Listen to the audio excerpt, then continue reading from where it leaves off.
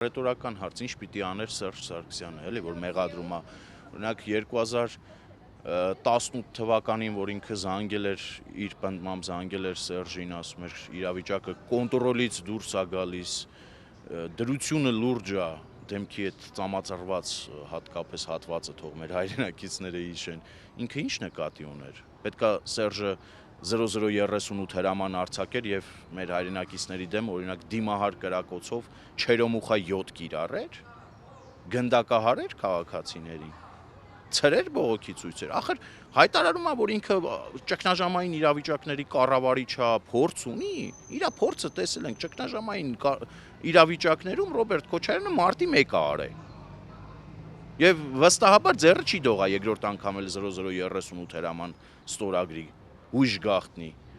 Ճգնաժամային իրավիճակներ տեսել ենք Քոչարյանի կառավարման տարիներին, հոկտեմբերի 27 ա եղել, որ ասում էր Ուչեստկովի գործը շատ հեշտ կբացահայտվի։ Ճգնաժամային կառավարման տարիներ ողջ Քոչարյանի կառավարման տասնամյակն ա եղել։ Հիմա ում ա եկել, ինչի մեջ ա մեղադրում, ինչ ուժեղ տղամարդ ա խաղում, ոժդ ա խաղում, ինչ ա խաղում չես հասկանում։